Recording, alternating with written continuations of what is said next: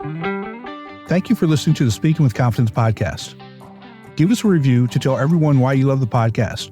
You can also download, like, and share the podcast with friends. Be sure to visit formulaforpublicspeaking.com and sign up for the Formula for Public Speaking course. It is a step-by-step system to help you become the confident and powerful speaker you've always wanted to be.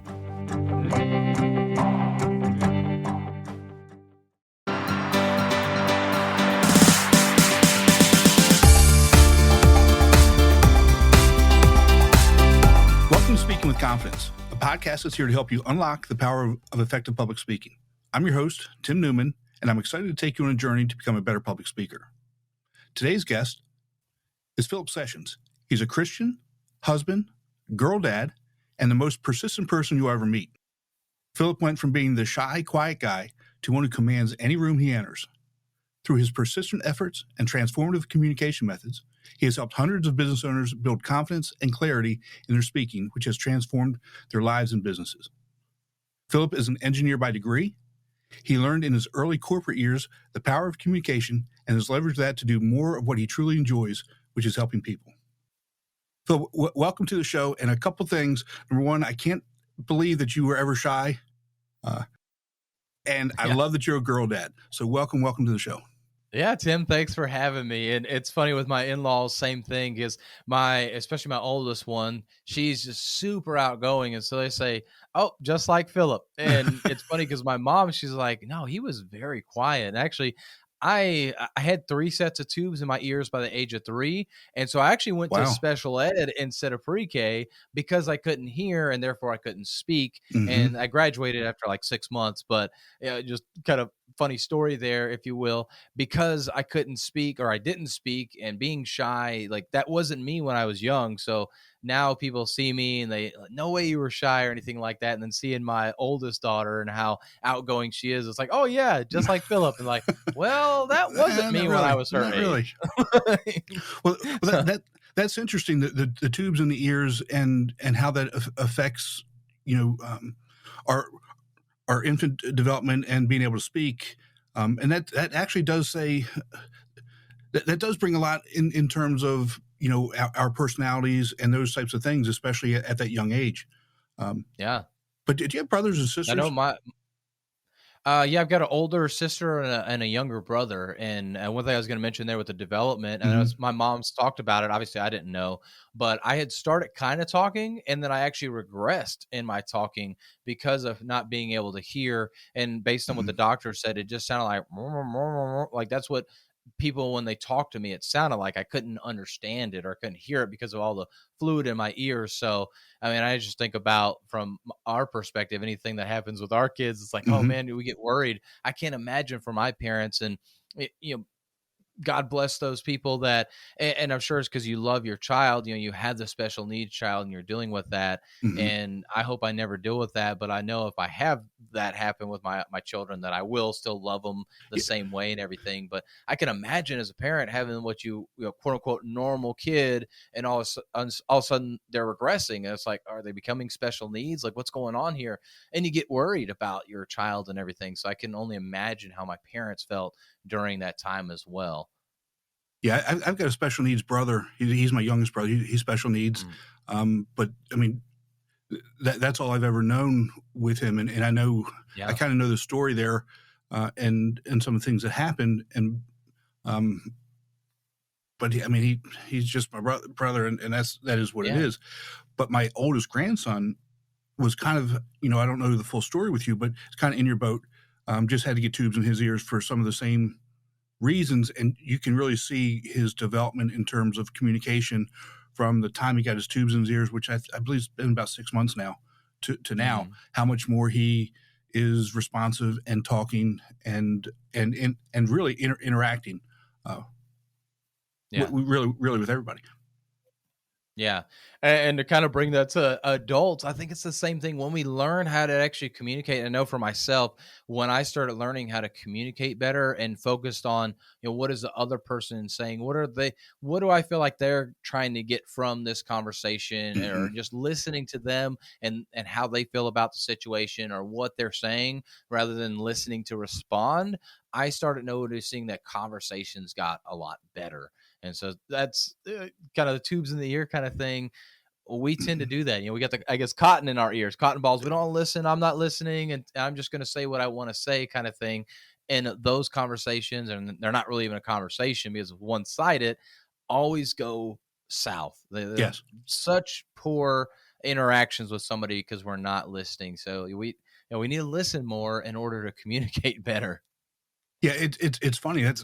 It's kind of our political situation right now, right? Nobody wants to listen to anybody else. And what I tell people is, I say, if you just actually be open to listening to what somebody else has to say, you may actually learn something. You may it may jog your brain to think about something from a different perspective. You may actually be able to change somebody else's mind if you're listening to what they're saying, and that goes really across the board in pretty much anything that we do. Um, Yeah. as me as an educator, and I try and tell my students these types of things. If you listen to your classmate, if you listen to me, if you listen to other educators, and then you go out into the workforce, and maybe what I say doesn't necessarily fit, and then you're going to actually maybe learn something for the way this person over here is doing it. And or maybe you could say, I've tried it this way, or what have you. But if we don't actually listen to what other people are saying, this is what we get in society is what we have right now. Yeah, yeah, exactly. And then the other side of it too, and this is an example of somebody that I know. They had, they grew up with some friends in school, and one time, because they had just heard at church and everything that, hey, you have to be baptized in order to be saved, and if you're not baptized, you're going to hell. Yeah, and all this stuff. And as a child, they didn't understand how to have that conversation, but because they basically told their friends, because they weren't baptized, they were going to hell at a younger age, their friends wouldn't talk. When religion came up, they couldn't talk to their friends anymore.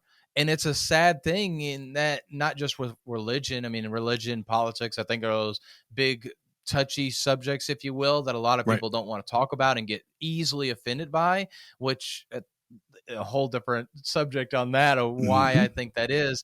But when you have conversations like that, you never know how detrimental that is to the what could have been a relationship that you have with somebody. So the way we communicate, even if we believe in something, even if it is completely true, Hmm. the way we communicate it to somebody, we have to be gentle with that truth, especially something like, if we go back to a religious thing, like, hey, you're going to hell because you don't believe this way, or you didn't do this thing. Whoa, Hmm. like that's a harsh way to say it. Even if it is true, we Right. still have to say it in a loving and kind way, and then help the person come to understand that. I mean, and of Exactly. course, there are times where it's like, nope, this is it. This is what you have to do. It's cut and dry. And I go back to my manufacturing days with that, and it's to talk about that. But there's a time and a place for that. But the more we can just learn how to communicate the way the other person wants to communicate, the better it's going to be. Exactly. And if you have to be baptized to be saved, I would spend my entire life at the altar being baptized. I mean, I Yeah. we do stupid stuff all the time, and and it's funny, just that's part of being human, right? and Yeah. and accepting it and owning it, and moving on. But it's, I don't know. So let's talk about your speaking journey. So I learned something already, the tubes, but you know how did you really transition from being shy and quiet to where you are today? I mean, talk about talk about the whole gamut, the good, the bad, and when you actually realized that you were really good at this, because um, you know your energy and your presence, is is big. I I mean, I've seen you, you and I have communicated in the past. I've seen you in other videos, and I've listened to other podcasts that you've done. And when you start talking, you can feel that presence. You can feel that energy. So talk about your entire journey. So my entire journey. So we go back there, I guess 3 years old or whatever, with the tubes. Fast forward to third grade, actually, is where I can really think back. I've never actually shared that tube story, so I guess it goes back further than I normally talk about. But third grade, I missed a day of school. I come back the next day, and because I was so quiet, my teacher, when I said, "Hey, what did I miss?" She looks at me, and I still don't know to this day if she really meant it or not. But she said, "You weren't here?" Like, that's how quiet I was, that she counted me as being there, being present in the class, even though I missed a day of school. Fast forward to high school, I started kind of opening up to friends only. Like, I'd be more talkative to friends and everything like that. But outside of like my friends group, I really wouldn't talk too much. Going into college, I wanted to make a change there. I wanted to be more outgoing. So I started being more outgoing to people, except for when I wanted to romantically pursue a woman. And then I was still shy and introverted and wouldn't talk to women in that manner, trying to pursue them to go on dates and stuff like that. And so it was still the shyness. And then really it was 2 jobs kind of back to back. So I had one in oil and gas in the Houston, Texas area, where I was doing all of the commissioning on these LAC skids, which is lease automatic custody transfer. Basically counts the amount of oil that moves from customer A to customer B. I was going up to North Dakota, starting these up, and yet I was getting called the young, dumb engineer. I was the one getting blamed for all this stuff. And I ended up getting laid off from that job, but I just felt so little there. And then I ended up going to another job in Georgia. And at that company, it was another oil and gas company. I would go into these engineering meetings, and I was like one of 4 engineers. And I had 90% of the talking time in the meetings because of all the projects I was working on. Now, there were a lot like smaller projects versus the other engineers, but still, in the hour meeting, I'd probably speak for 50 minutes of the hour-long meeting every single week. And yet my manager would talk down to me time and time and time again. And that was finally a catalyst for me, because because it was a small company. So I went to the president, which was basically his manager, and talked about it. Like, hey, what can I do? I just don't know what to do. I feel like I can't speak up anytime I say anything. Like, I'm belittled and all these things. And he said, and basically the president was like, well, I'll talk to him, but unfortunately you're just going to deal with people that are assholes. And I'm like, wow. Okay. Welcome to Like, life, that right? doesn't make me feel good. Yeah, exactly. I mean, I guess that's true, but it was just kind of this enough's enough. And I started getting into self-development and had been to a couple business conferences, but it was like finally enough was enough. And so I decided from that time, that job on, and this was 2016, 2017, somewhere in there, that I was going to make a change. And at that same time, like doing self-development, I thought about doing a podcast. I kind of put it off. And that's where the journey kind of started to change for me, because I moved back to I moved to Greenville, South Carolina, went to Georgia, moved back to Greenville, South Carolina. And I had went to this networking event and asked them, hey, how do you start a podcast? Because I did like everybody else. I had the podcast. I had an idea. I didn't start it. And so I asked them, and the guy says, well, just start it. Just do it. And I'm like, yeah. But then of course he gave me some good advice, luckily, but it was more, yeah, just do it, which is really the best advice you can get. And so finally I started just doing it. And so through this, being tired and sick and tired of being put down, going to these business conferences and seeing these speakers and how they could change a whole room. They changed my life and they changed the whole room.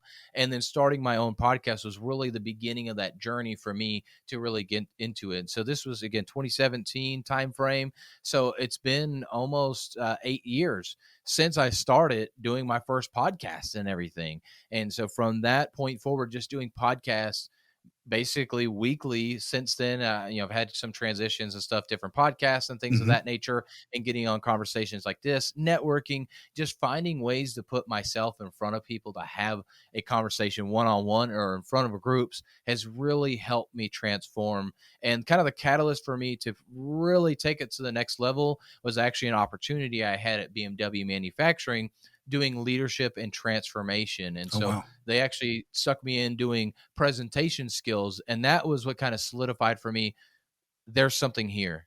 Right. other people need this as well. It's not just me. And I had wanted to start to change lives and do more, which is why I wanted to become a speaker so I could speak to the masses. But whenever BMW identified that need for their company, I realized this is something I could do outside of this. And that was kind of the catalyst for me to really start helping other people and not just myself with that speaking. So that's it. Very try to be condensed, but that is really the journey for me to get into speaking and now being on awesome podcasts like yours. I appreciate that. I tell people I'm just a regular guy. I don't say big words. I'm really kind of simple and direct. And as I listen to your story, there's a lot to, number one, there's a lot to unpack, but there's also a lot to learn. I mean, from a leadership perspective, your previous managers and even the owner of the company, being a leader isn't just owning something or being in charge of people. Both of them had opportunities to teach and mentor, and for whatever reason, they didn't have the knowledge, didn't have the skills, didn't have the time, what have you, to mentor you, and that didn't happen. And I think I think that for anybody who's listening, anytime that you're in a position where you need a mentor and it's the people that are supposed to be doing it aren't there, search it out. There's a ton of people out there that are so willing to help, and they can be community based, they can be professionally based. Generally people are very willing to help, and they want to help, but you have to be willing to ask that question. You have to be willing to put yourself out there and say, I need help. Can you help me with this, or what have you? And I think some of the things that you're doing, especially when you're put in charge of leadership development in BMW, which at the plant that you're at, that's a pretty big ask. It's a pretty big task. Yeah. I mean, there's a lot of people that are working there that are looking up to you, and obviously, you're doing a good job. What are you still introverted on a regular, in your normal life? Because when we do these things, yes, we're in front of people, and yes, we're talking, but generally, the majority of people are introverts. We're not extroverts. Mm. So the majority of people are like us. Outside of doing these types of things and being, the front person, we're just kind of shy, quiet in the background. So are you still like that on a normal, regular basis? I would say my natural tendency is to go back towards that, but I know with my goals where I'm trying to go that I can't be that way. Typically, Mm-hmm. when I get introverted is whether it's a networking event or it's around, a group of people that I don't necessarily know them all. I tend to Right. find myself where I'm like, oh, I'm good. I'm just gonna kind of stay here. I'm gonna talk to the people that I know, or not really be that outgoing. And it's really strange with like not a networking event, but being at, I can't think, like maybe it's like a friend's birthday party, but there's like a lot of other people there that like we're Mm-hmm. all getting together or whatever reason we're getting together, but I don't know them all. I tend to find myself where I'm like, yeah, I just don't really want to be a people person right now. But I realize that, and I have to tell myself this all the time, that the person I want to be has to go do those things. Where I want to go, I have to be in front of people. I have to network with people. I have to talk with people. And the only way for people to get to know me is for me to get to know them, for me to start that conversation Yeah. with them, because most people don't want to have that initial start. And especially for us guys, the hardest one when you're single is going up and talking to a random girl.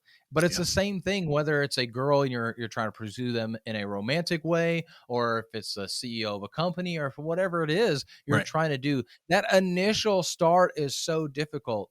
Hey, my name's Philip. But after that, it gets easier. I'm Right. not going to say it's 100% easy, but it's just that going up and just doing that. And so I tell myself a lot of times that these things, okay, I need to at least go talk to 5 people at a networking event, or Mm-hmm. okay, I've got to put myself out and do this, or and I try and look at my future self. Where am I trying to go? Am I trying to build my business? How can I build that business? Okay, I need to be Right. talking to people. People need to be knowing about me. I need to have those conversations. Who does that person know that I don't know, and everything? And especially as we're building up our business or really trying to build our own credibility, our personal brand, usually the people that don't know us are the ones that are going to promote us more. I mean, going back to what you talked about, Right. you obviously we haven't known each other for that long, so you had no clue I was a shy person. So you identify me as being this confident and bold person. Right.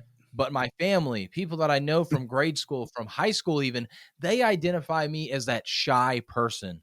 And so for us to be able to change our identity, unfortunately, a lot of times we have to be around other people, people Yes. that don't know our past selves. And so that's kind of a hack there for you to be able to do that. But you have to start getting to know other people, because they're going to be the ones Mm-hmm. that are going to start to promote you. They're going to see you in that light that you're trying to personify yourself as. And I'm not saying be fake, but you're trying to be a new person.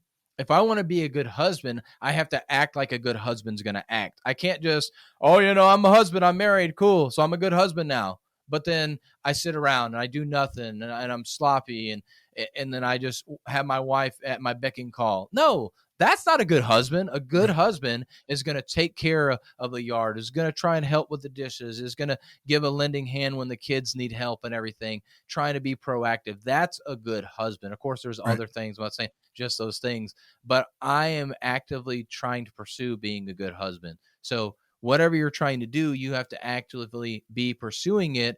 And it's not just fake it till you make it. It's be Right. it until you become it mentality. And, I so think that's what I try and do. And that's, so yeah, I still have those shy, introverted tendencies, but I realize if I want to go where I'm trying to go, who's the person I have to be that? And that's not that yeah. shy person. I have to be the outgoing person. Yeah. I like the be it till you become it a lot better than the fake it till you make it. Right. Yeah. I mean, I think the fake it till you make it doesn't sound real, doesn't sound authentic, but the be it till you become it, I mean, that does sound more real. Yeah. And Which really goes into what you mentioned about, like, I have the energy when I'm on podcasts and on videos and stuff like that, and I appreciate that compliment. That's I love hearing that it means I'm doing the right thing and everything, and I've been working on that and trying to be more energetic on these things. But it really comes back to the intentionality, mm-hmm. because I truly believe that I am trying, and I want to put this through how I'm saying it. I'm trying to help people. Yes, of course, I want to be able to build my business and be able to make money and stuff like that. We all have to do that to be able to put food on the table. But I'm more concerned about helping people than making a dollar today. I know Right. eventually I'm going to make it. And of course, I need to make some kind of money, but I'm more concerned with the person. And because of that, and I equate it to commission breath. People can sense when you're speaking, when you're trying to be genuine and authentic and nice and all these things, they can smell it 1,000 miles away. Absolutely. And it's commission breath, but it's speaker's breath, I'll call it, if you will. People can tell that you're not They actually can. being true about that. Mm-hmm. And so it's about actually having the care behind it. That's how that energy comes out when I'm speaking and when other speakers are speaking, because they truly care or they truly believe in their message. Again, going to salespeople, if I don't believe that this product is that great and I talk about it and it's, oh, here's the features and here's why it's so great, da da da da, da, you're going to tell I'm just saying it because that's just the facts about it. But when I Exactly. truly believe in it and talk about it from a place of true belief, you're going to believe in that product because you believe me. Right. And so that's what you need to have. You need to have that belief behind it, the feelings behind what you're saying, for people to really feel that and get that energy from you. Exactly. And if, at least I believe this, if that's it's going to pay off. It's going to pay off. I mean, it's, you're not selling now. You're helping people, and in the Yeah. end, you're going to get so much more in return. And not that we do it, not that we help people for that return, but that's what ends up happening, because you're building a relationship. Everything is relationship based. It's all people based. Yes. It's all in, people talk about AI this and AI that, and everything's going to be AI. But at the end of the day, it's still going to be about individual and personal relationships. And the better that you are building personal relationships, the better off you're going to be. The Yeah. better off everybody's going to be. Agreed. Agreed. And you talking about AI. I mean, I think about ads on Facebook or all social medias, this, that, and the other for constantly cold DMs, all this stuff. I get more business by having genuine conversations with Mhm. people or knowing somebody who introduces me to somebody else. So I've had a relationship with the first person. They introduced me to their a friend of theirs, and now we have that mutual connection. I get more business from that than trying to spam the DMs, from Yes. trying to run ads and stuff like that. While those are things that need to be done and they are effective, I get more business from genuine connections versus doing cold connections or just Right. going straight in for that pitch, that sell and everything. Exactly. I don't know if you saw this article, that came out probably 2 weeks ago. The number of AI podcast hosts and podcast guests. When I read that there's like thousands of them, that really kind of blew me away. That Wow. that there are AI podcast hosts and AI podcast guests, and I would think that you know people would be able to ferret that out, right? But maybe not. Yeah. I don't Yeah, know. well, That's I mean, and then the other side of me too, like, I mean, if it's a good message, maybe that works. Maybe it's a good thing. I mean, I don't know, but I think it really should be genuine people. mhm. It's kind of scary what AI can do. I mean, kind of another side to that. Like, there's like AI girlfriends now. I mean, Oh my and there's god. people online making money, and they just have some kind of AI account, and these usually sleazy accounts, if you will, or Yes.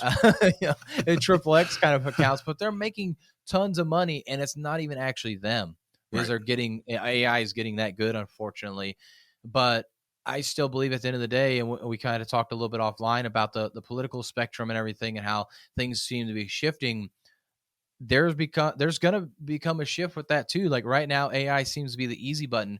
People are willing to go to that. It's a thing. Oh, it's a cool thing. It's the buzz thing. And I think there will still be a place for AI, Mhm. but we're going to start seeing more genuine connections be that thing. And we saw that with 2020 with COVID. We saw where people went from like, oh, we didn't really want to connect, to now we want to connect more. And actually, I think I've got a post coming up that'll talk about this. But my wife and I were out to eat, and we're like, oh my gosh, that server was awesome. Mhm. But then we got to think about it afterwards. Like, she was polite, she smiled, she came by to ask what we were doing, but that was about it. Like, she didn't really go above and beyond. She did some very basic stuff, but the level of service now has gone down so much that anybody that does what used to be the basics is above and beyond almost, Right. which is really pathetic.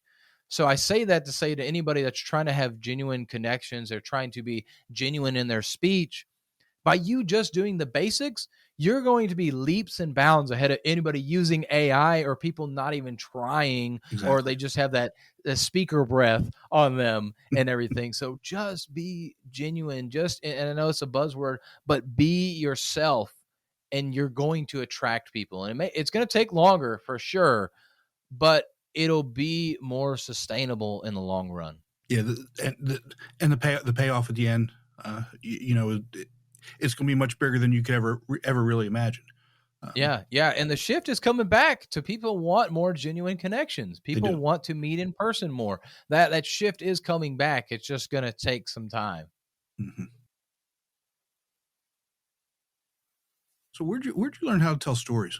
I mean, because storytelling it's hard. It's not easy. Especially when I talk about my students and my clients.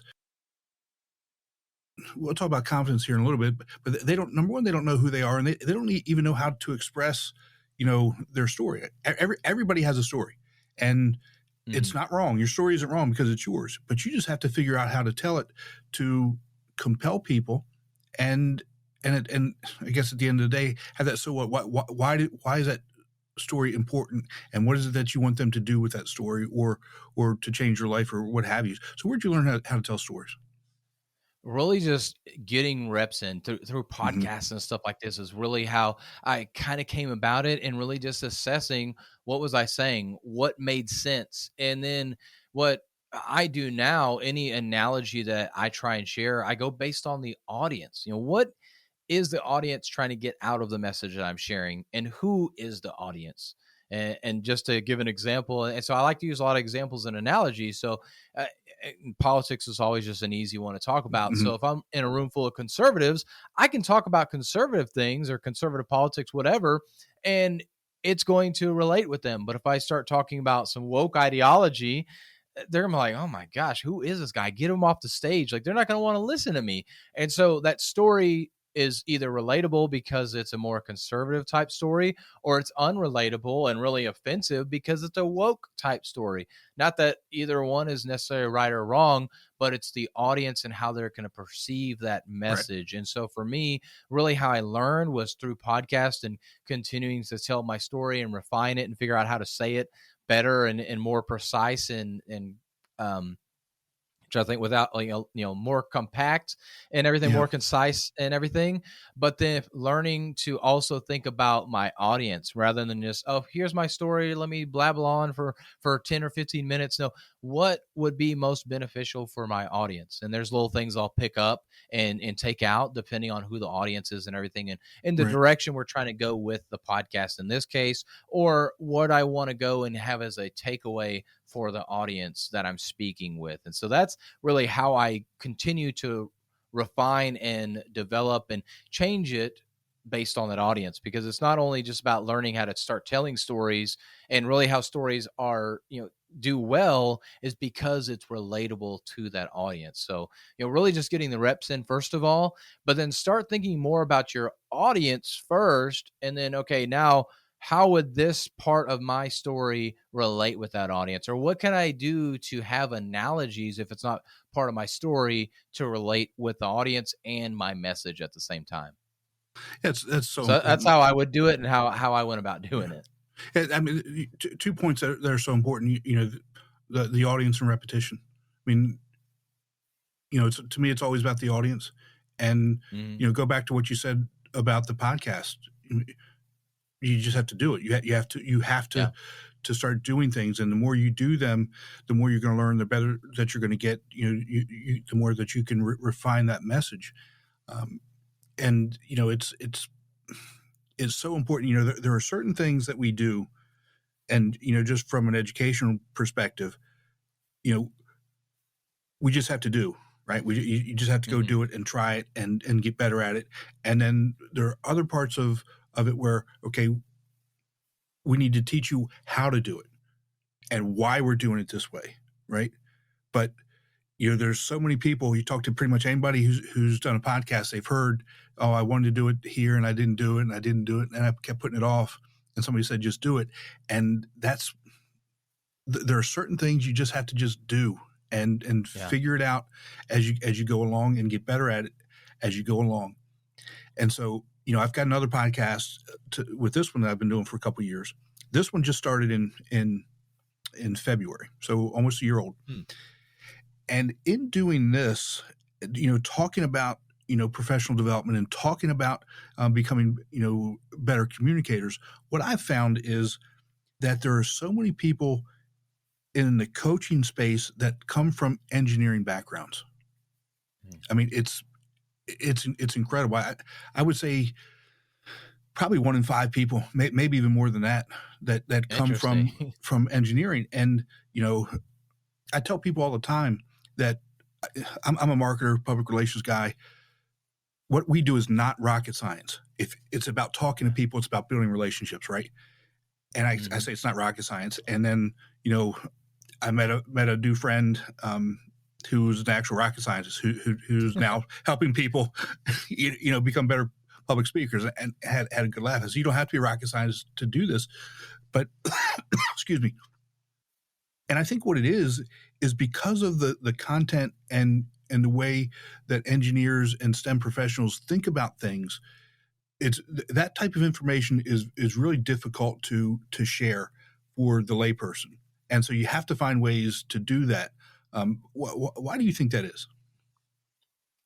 I actually didn't know that a lot of engineers end up becoming coaches, but I know for me, that's what helped me excel in my career, because I have a background in controls engineering, which is, and my wife, when I say, or when I talked about, doing this, she'd be like, I don't know what he does there. But basically, I automate the process of how cars are built. So I go in and create a program that tells devices when they can and cannot move, and it's monitoring them at all times and stuff like that. And so I had to find ways to be able to, quote unquote, dumb down Mhm. what was going on, especially to management. And I found as I was able to start communicating that better, that people would come to me more to ask those questions. So they knew I knew what I was talking about from the technical side, but they could come to me and understand what the actual issue was, because especially in these big corporations, you're always answering to somebody. So you need to be able to have the Mhm. information, because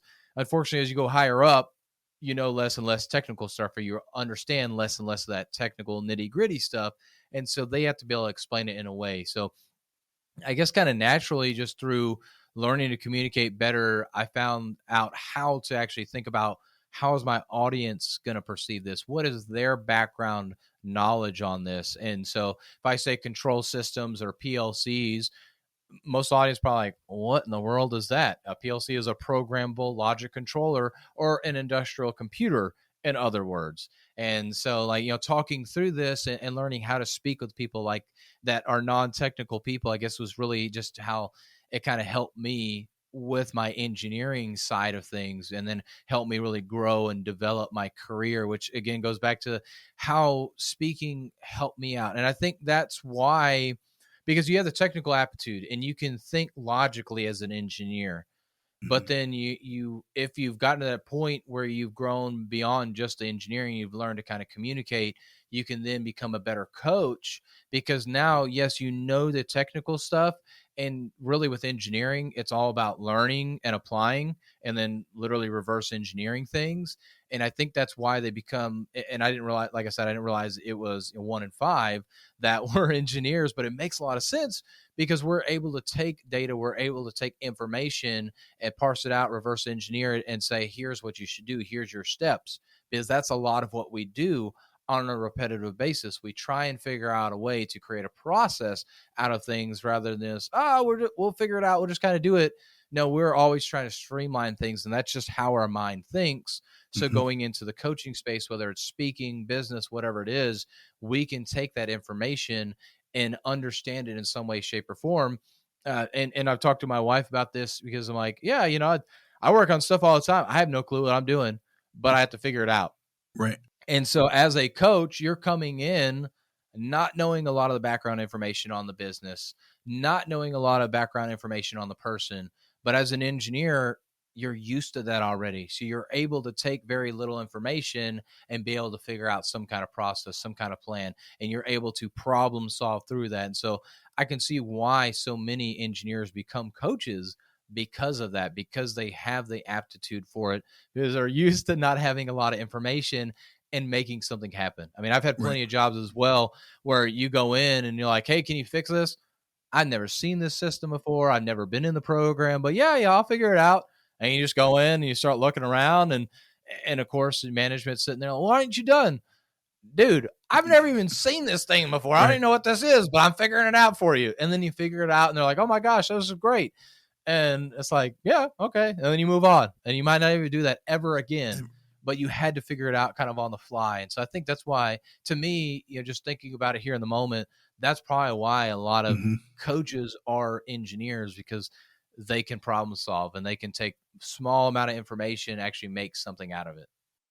Yeah, that's kind of my thought too. Is you, you know you ask questions, right, and then Hmm. you can process that information, and then ask other questions. It's uh, the critical thinking ability, to to build on things, and to get to the point.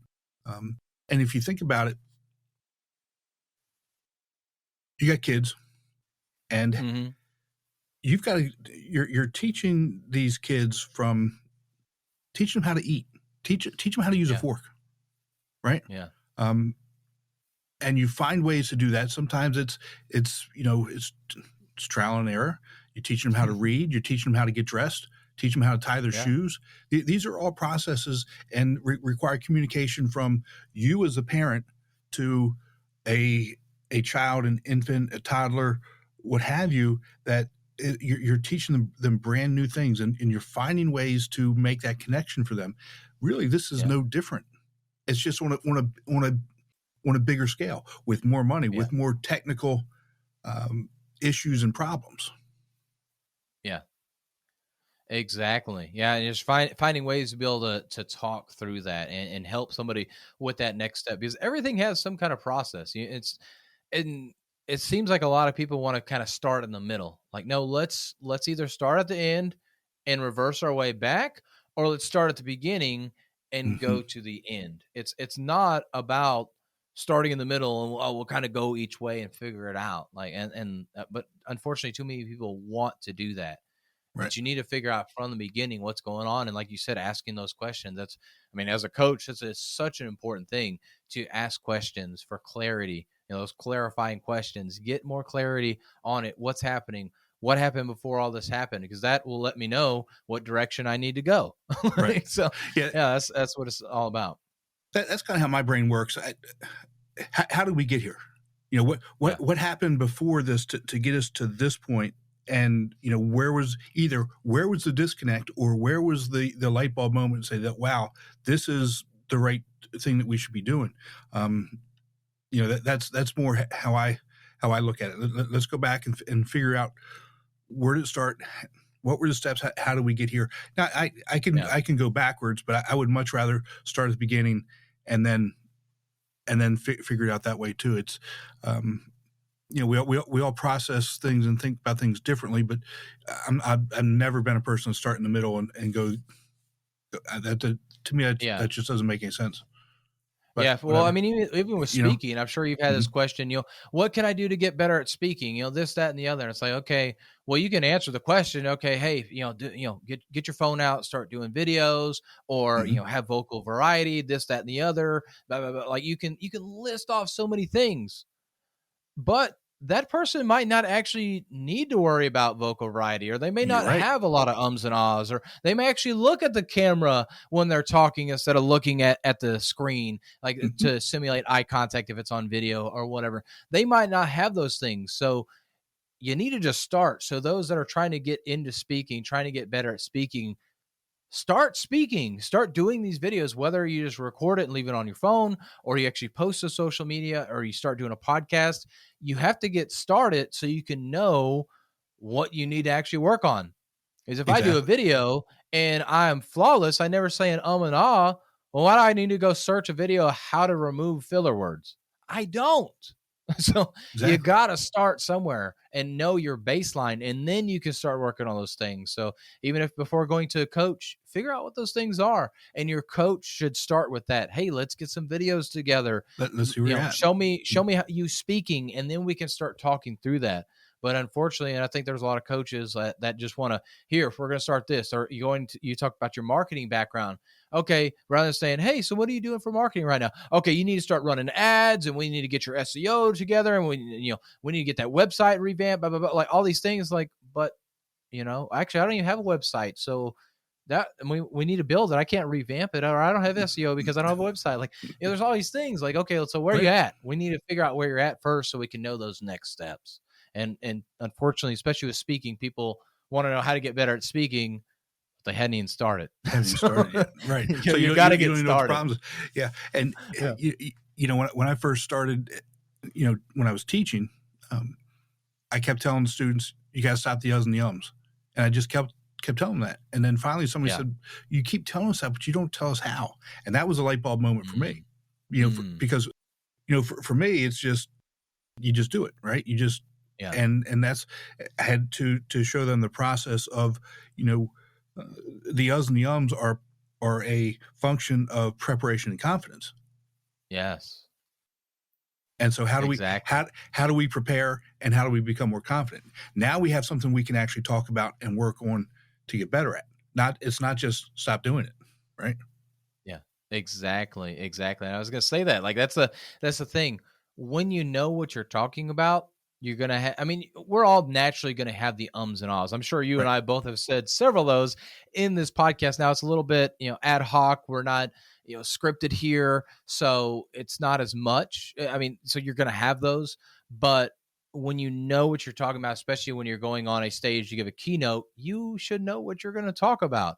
So a lot of those ums and ahs should not be there because one, you know what you're talking about, but two, that preparation, like you said, if you're prepared and you know what you're going to talk about, I would say 99% of them should be gone. That's usually, we don't like silence. So you got to get comfortable with silence too. Silence, yeah. But it's usually because we don't know what we're going to say next. And then because of not being comfortable with silence, and then you start talking again because you just want to have something there to fill in the void of silence. Right. And that's it. And I like what you said, be comfortable with silence. Yeah. So the idea of silence and pause is teaching them how powerful they can be used, how powerful they are if they're used in the right spots. But that's that's a different discussion for a different day. Yeah. So how do you help people build confidence? Because I mentioned it. Most young professionals don't spend any time really, and maybe I was the same way, thinking about who they are as an individual, who they are as a person. What are their values? Those types of things, and their confidence level in themselves is so low. How do you help them, actually build confidence? Twofold here. So one, really start getting them to get reps in when it comes to, especially on the speaking side, get reps in with speaking, doing videos. But then the other side of this is a mindset shift. You feel like you don't know a lot about something because you know how much you don't know. And I'll give a good little engineering example here. A lot of people, I've been doing some interviews here lately and asking like, hey, where do you rate yourself as far as like Microsoft Suite or Google Suite when it comes off all the tools there? And they're like, 9 out of 10, but I know there's some more I can learn. And I started thinking about for myself, like, where would I actually rate myself at? And honestly, I'd probably rate myself like a 6 or so because I know how much I don't know, especially when it comes to Excel. There are so much in Excel, and I'm always having to go Google, okay, how to do this in Excel. So I realized that while I can be proficient on a basic level, I know there's so much more that I don't know. And that's it. And I say that to say a lot of times this lack of confidence comes in because when you're an expert in a certain area, you realize just how much you don't know. And you feel like, well, I can't teach that because I haven't mastered it completely. But teaching something to other people, most people, the general population, the things that are basic to you are really not even basic. That's probably like a 201 or a 301 class for them. Like they need something even more basic than that. Right. And so I really try and instill that the confidence, but let them understand and know what's basic for you is actually what people need from you. They don't need that next level, which is what you're trying to learn, unless it's all people that are on your same level, then yes, they're going to need that next level, but you're probably not going to be teaching them. But if you're teaching somebody, it's typically the things that are more basic to you now.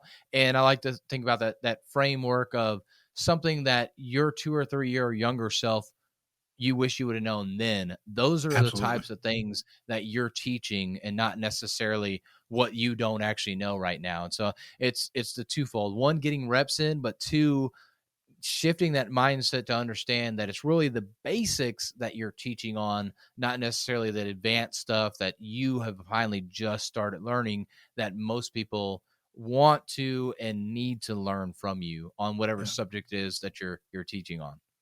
Yeah, that's so critical to understand. And I also think it's important for those people that you're teaching this subject matter to see you as the professional or the master, the teacher, whatever you want to call it, the expert, that they see you getting better in certain areas as well. They see you go through the struggle. They see you go through the process of trying to get better.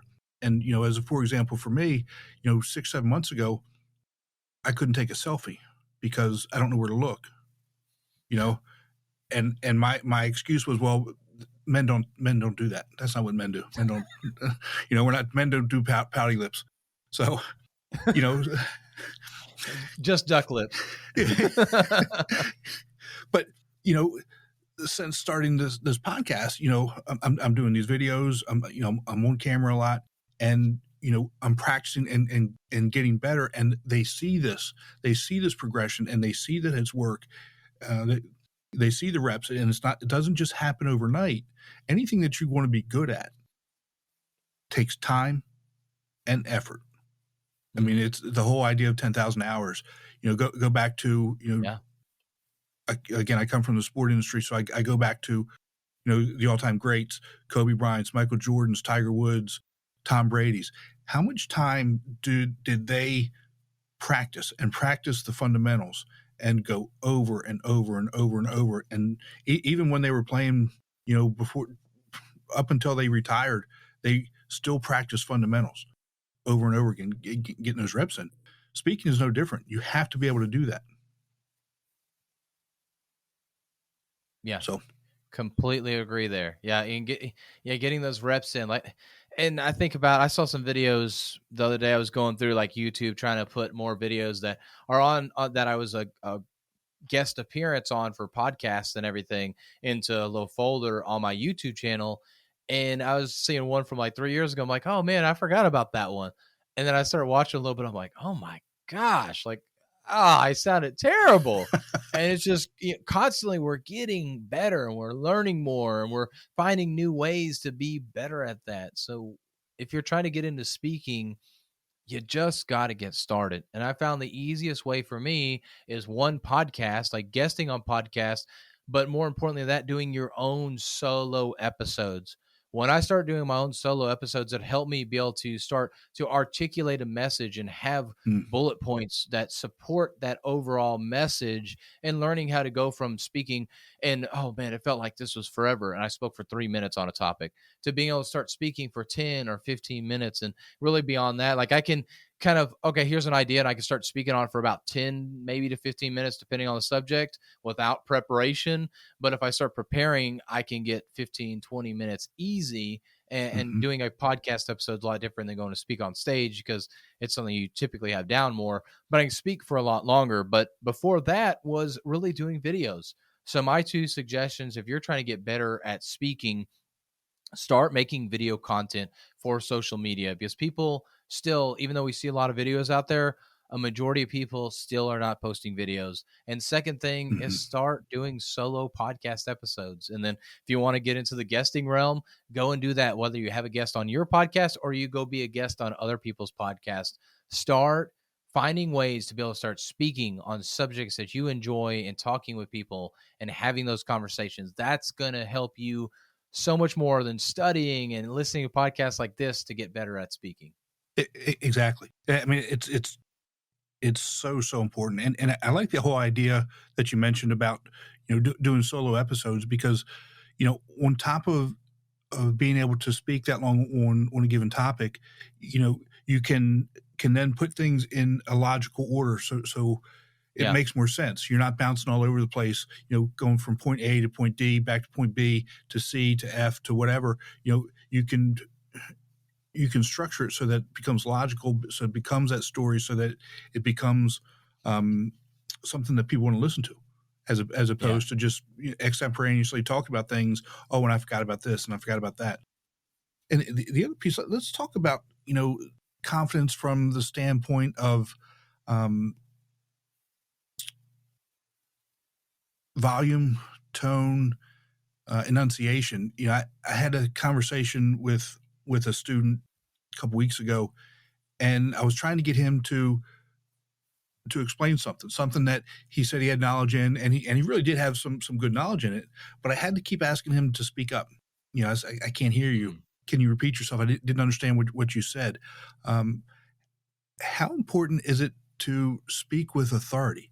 Speak so people can hear you. Enunciation, changes in volume, changes in tone to really bring that message home. It is so important. And actually, this goes back to one of the best pieces of advice I got early in my career from a manager who really wasn't a great manager, but I was going into these companies being a programmer, trying to figure out the problem, never been at the plant, never seen the program before. And he told me, no matter what, go in there with confidence and don't let them know, even if you don't know in the moment, because you're not going to know in the moment about the problem and how to fix it. Don't let them know that you don't know. And that stuck with me. And so I always just went in that like, hey, I can fix this. Like, give me some time. I'm going to look at this, and really kind of giving that plan. And so where was I going with that? So I would say that having that confidence, because what he said with that, if you show that you don't know what you're doing, they're always going to wonder, does Philip actually know what he's doing? You could fix a million problems at their plant, but they will still question you every single time because you lack that confidence in yourself.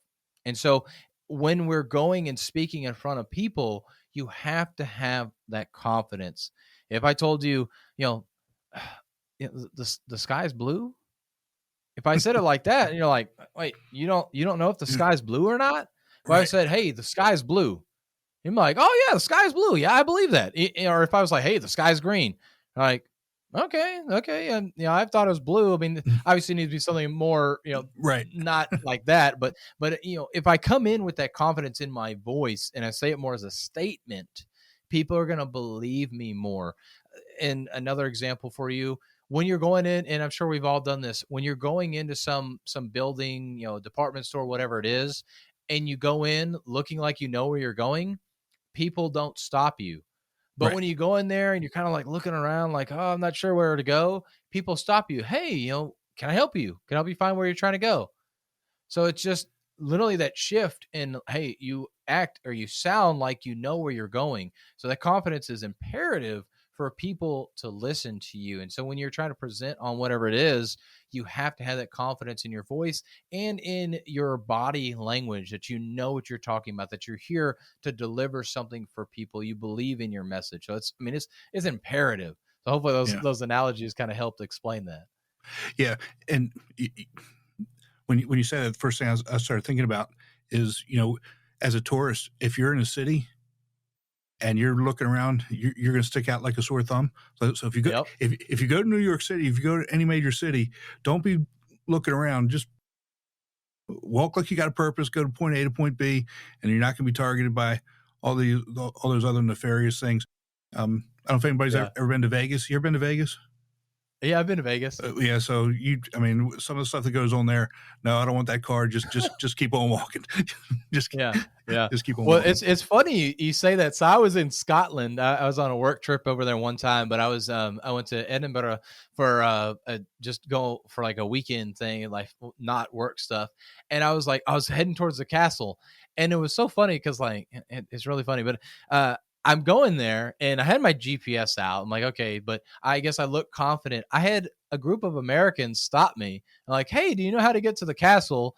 And it was funny because like, here I am, I'm from America. This is my first time ever and only time ever being in the country. And they come to me asking me, and I'm like, well, I'm American as well. They're like, oh, we got a fun laugh.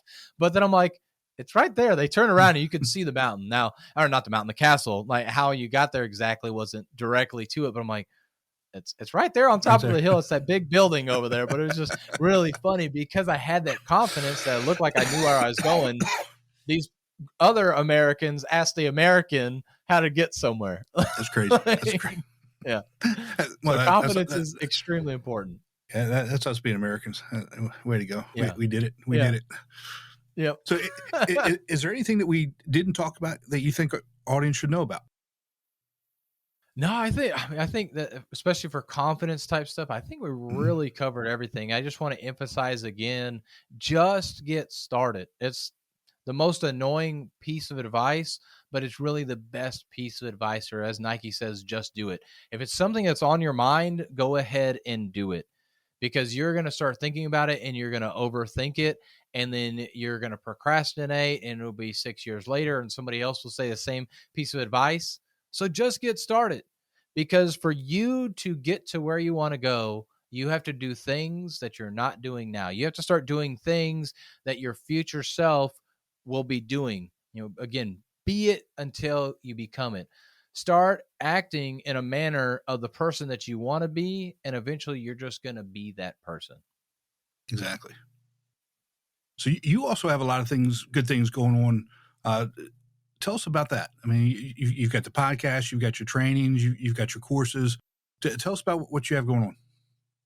Yeah, a lot of things. So, trying to get on more stages, more podcasts like this. I also help with public speaking coaching, but then another endeavor that I have because of getting myself on podcasts and leveraging virtual assistants, I actually started a virtual assistant agency, which is something it's a lot of fun for me because it's really a win-win-win because I help pair busy people, salespeople, business owners with virtual assistants, primarily from the Philippines, be able to get more things done, really buying back their time so they can focus on the things that they really enjoy doing, such as being on a podcast, rather than trying to reach out to everybody themselves personally, trying to book the call, this, that, and the other. They can have a virtual assistant do that who's happy to do that on their behalf and everything. And so that's really the other thing I have outside of the podcast. Speaking Sessions is the name of that podcast, and doing the public speaking coaching and a digital course, Present with Influence,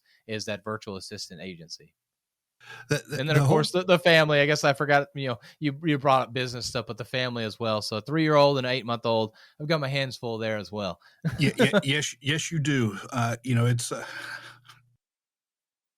enjoy that time with them because it goes by so incredibly fast. And I know people are going to think I'm nuts for even saying this and thinking this, but I've got 3 grandchildren now. The oldest is almost 5. And it hit me, and I don't know why. It's just the way my brain thinks. I said to my daughter last week, I said, she's halfway to being 18. And she's almost 5. I'm thinking this time flies by so incredibly fast. And they, especially at that age, they grow up so fast. And honestly, I was talking to my other daughter on the way in to the office today. Her son is, he was born July 7th, so he's almost, 6 months old. And I said, a week is like a dog year. Yeah. I mean, they change so quickly. They do. And, they do. And I was guilting her. I said, I haven't seen pictures. I haven't seen a picture of him in a week. What are you doing? That's your job as a mother to make sure that I'm getting, pictures on a daily basis. And we had another conversation about technology that I had no idea about. So she taught me about, whatever. It's not really that important, but I had no idea that she'd been uploading pictures to a shared account that I had no idea about. Anyway, but they take up so much time, but it's joyous time. It's time that you want to be able to spend with them. So please enjoy it. But where can people, I know you don't want people working with your kids, but where can people come and meet you and work with you to help get better at public speaking? The place I like the most is Facebook. So The Real Philip Sessions, and that's Philip with 1 L. Awesome. But you can find me all over. I'll put that in the show notes. And again, I really like, that you call your business speaking sessions. I mean, it's catchy. I mean, I guess you can do that with your last name, but yep. It's awesome. Well, Philip, thank you so much for taking some time with us today. I really, really do appreciate it. I think it was an awesome conversation. Yeah, thank you. All right, but take care. We'll talk to you soon. Be sure to visit speakingwithconfidencepodcast.com to join our growing community and register for the Formula for Public Speaking course. Always remember, your voice has the power to change the world. We'll talk to you next time. Take care.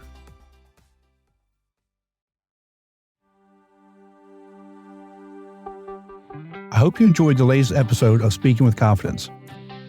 Give us a review to tell everyone why you love the podcast. You can also download, like, and share the podcast with friends. Be sure to visit formulaforpublicspeaking.com and sign up for the Formula for Public Speaking course.